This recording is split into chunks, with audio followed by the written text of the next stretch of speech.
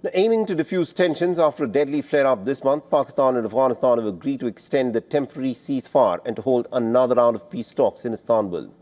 The talks are scheduled for the 6th of November at a weekly news briefing in Islamabad. A foreign ministry spokesperson stated that Pakistan will continue to engage in the mediation process and was hopeful for a positive outcome.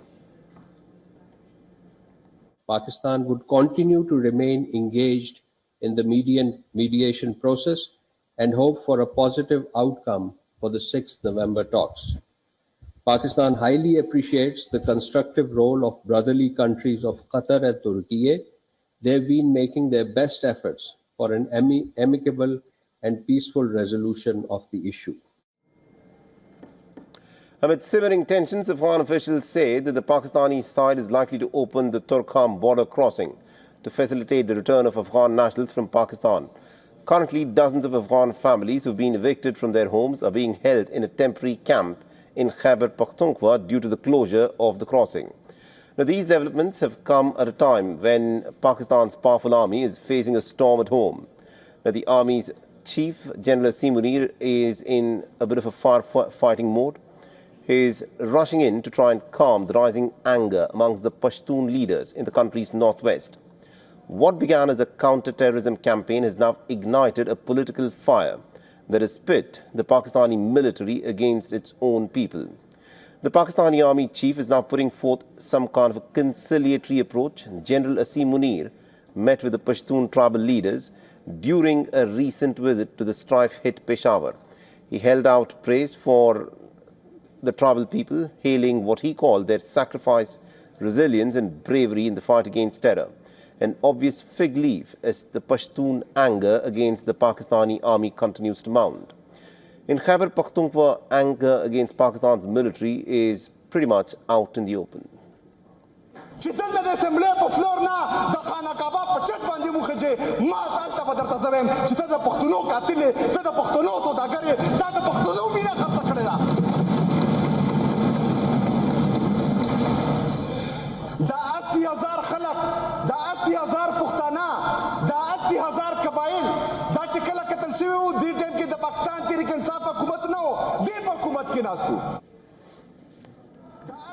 The Chief Minister Sohail Afridi has accused the army of waging war on the Pashtuns under the guise of fighting terrorism, calling them quote-unquote killers of the Pashtun people. He's also vowed to resist any new operations in tribal areas.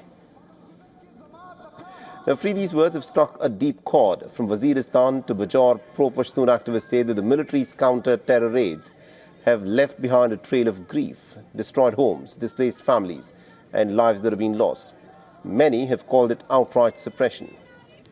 The military has denied the charges, insisting that its operations target only militants and not civilians, but the damage is clear. The mistrust between Islamabad and its Pashtun population has never been deeper. The army chief, General Munir, now finds himself on some very shaky ground as he battles to douse multiple fires internally. For Pakistan, this is more than a political crisis. It's actually a fight for legitimacy. At stake is not just peace within Pakistan's tribal belt, but the trust of millions who say that they've suffered for way too long under the heel of the Pakistani army.